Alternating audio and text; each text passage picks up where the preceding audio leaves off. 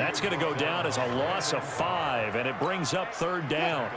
Possibly a turning point. Big play coming. This is 3rd and long. He's going to run, but he's got a long way to go.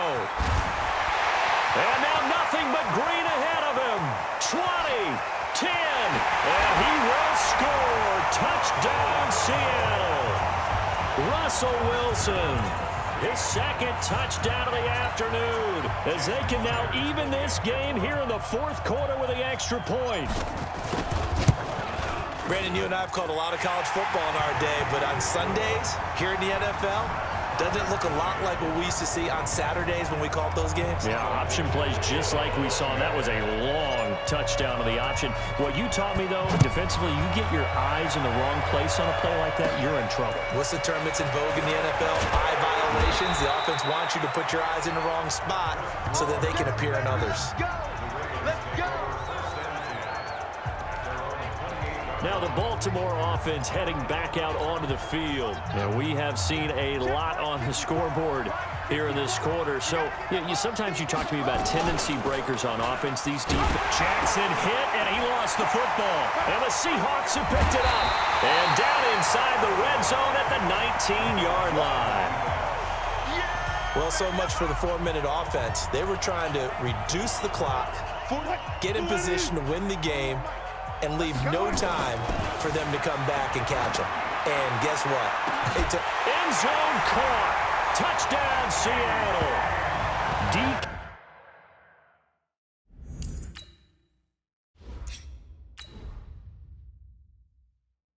Metcalf there to make the grab.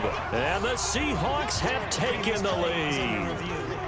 Did you see them hold up 4 fingers to the start of the 4th quarter? They were ready. They were definitely ready. They may or may not have done that, but they certainly have played that way. The 4th quarter has belonged to them, and now the lead belongs to them as well.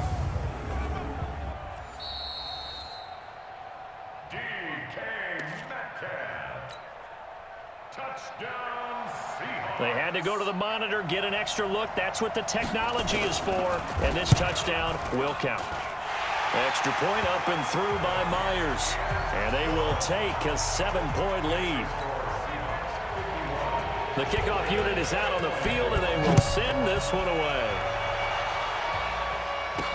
This is fielded a couple yards deep. Leaps past him. And he's able to get it across the 20, but not by much, as he's marked down at the 21-yard line. Lamar Jackson marching back onto the field. Well, the situation very simple here. Late game, down 7. They've got to get it in the end zone. And the best players know how to be calm in these situations because you know right now his pulse is like a jackhammer. So how does he rein it in, make sure the team has a little bit of calm, coupled with that sense of urgency, got to walk that line a little bit, but get it downfield in order to score, and then put the pressure on the guy who kicks the ball because he could tie the game. It's been a fun game. It all comes down to this. Ingram again, a first down carry. The 20. And he'll take it into the end zone for a Ravens touchdown. Mark Ingram, 50 yards, as they can now even this game here in the 4th quarter with the extra point. Well, and oh, he takes off with it. It's a fake. And he's in for 2. The fake works, and they take the lead. Someone really wanted to be in the lead here because that's a heck of a gamble, isn't it? You're down 1, you kick it.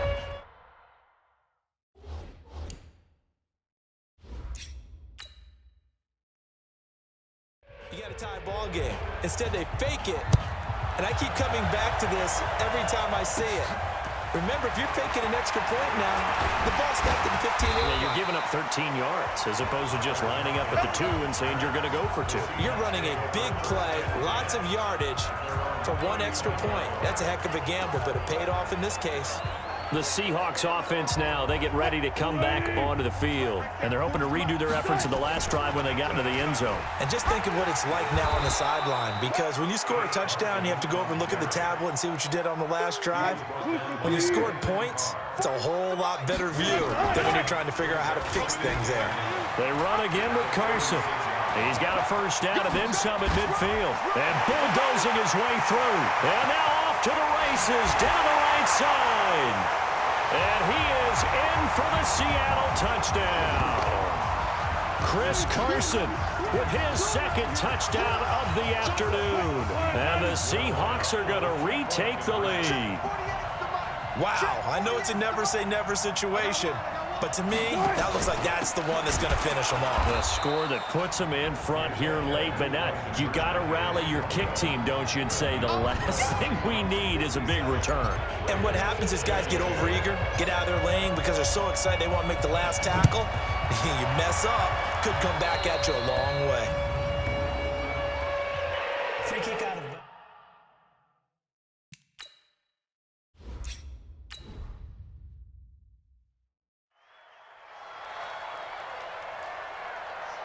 So that one will be accepted. They've got good starting field position as they come up here 1st and 10 at their own 42. Eluding the pressure right. He's going to take off with it. And he's got this to the 30 before being taken down. Big yardage there on the scramble. It gets him a first down. Back to throw. All right, partner, I'm a defender, but I've got to express my admiration there. Moving around. And he will score. Touchdown, Baltimore. Lamar Jackson, 30 yards, as his guys have taken the lead here in the final 2 minutes. All right, now a big two-point conversion attempt still to come. Flushed out right.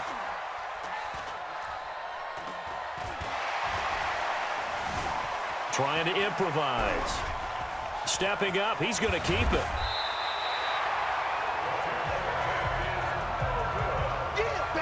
Well, that decision to me was all about pulling up the chart. You know, that beautiful chart that tells you when to go for 2, when to go for 1. I do.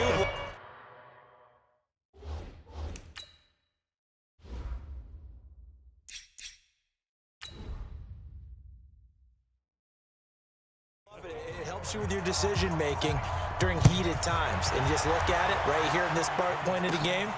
Go for 2, try and make it a field goal difference. But now just up 1 makes the rest of this 4th quarter a little more interesting. Yeah, they followed the chart. They just didn't get the 2 points on the board, did they? Nope.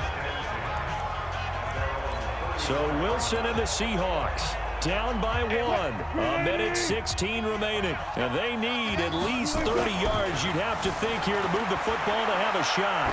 Now a desperation throw deep downfield. This is caught. And he is in for the Seattle touchdown. DK Metcalf with now 2 fourth-quarter touchdowns. And the Seahawks have once again taken the lead. And he will get into the end zone to extend the lead by 2 more. And they're able to ground it in there on the 2.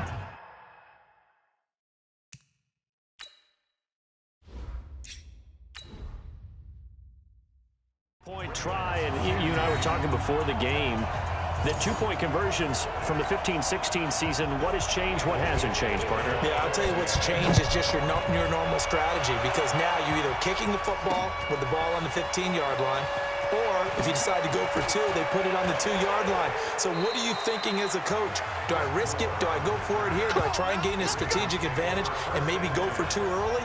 That's what people are wondering about.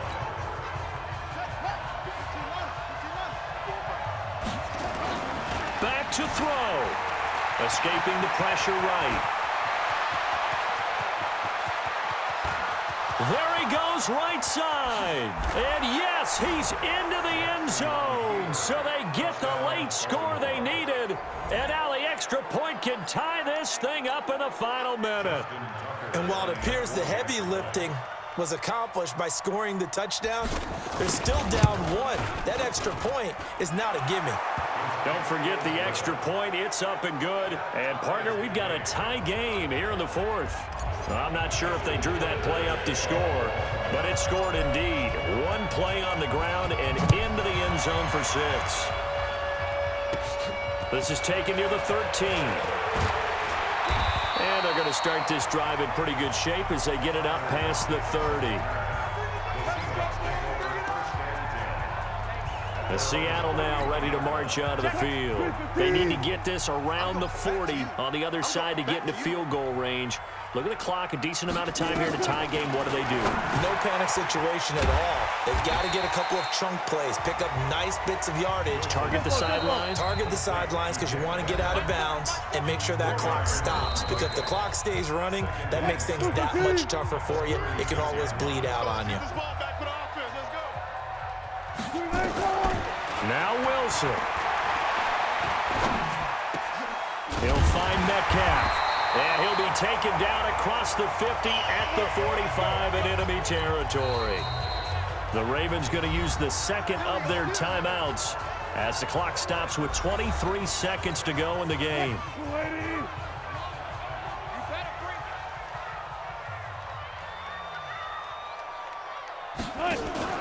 Wilson after the play fake to Carson. And he can't get a throw off. He's taken down. What a huge play at this point in the game. Patrick Owasor in there to make the sack on what will be the final act in this ball game. With the score all time. And we need overtime to decide this one after 4 quarters of play. We're all even. The extra session in a moment. This is the NFL on EA Sports. It's a little teaching moment here. Overtime rules. Remind us how this goes, partner. Okay, so in the past, we had sudden death. First team to score wins, but no longer. Now, if the team receives the ball, scores a touchdown, they win the game. If they kick a field goal, though, or don't score, the other team gets a possession. And after both teams get a possession, then we're into sudden death. First team to score wins the game. So we're right back where we started, all even as the kick's away. This is taken near the 13. And he's up across the 25 and down at the 28-yard line. The Seattle offense now set to come back out on the field. They control their own destiny here. They have the football in overtime. Obviously, a touchdown would win it. And I think teams around the league are still adjusting to the idea of going downfield, scoring a touchdown wins the game because they were used to just going downfield and trying to get in field goal range to win a game. Still having to make that transition. Let's face it now, the ones who are doing it best know they need to go down, attack, put the ball in the end zone, and not leave it up to a field goal and give the other team a chance. As we said, they control their own destiny now. In need of a 3rd and 10 conversion to keep this opening drive of OT alive. First throw in overtime now for Wilson. And the throw there going to be incomplete. Well, their defense did its job. Now they're going to get the football with a chance to win it. And it feels like they ran out on the field, and right before they did, they told the offense, don't worry about this. We got you. Okay, we got the situation under control. We'll get it back for you for a chance to win the game, and boy, they did it well. Fights free yet again.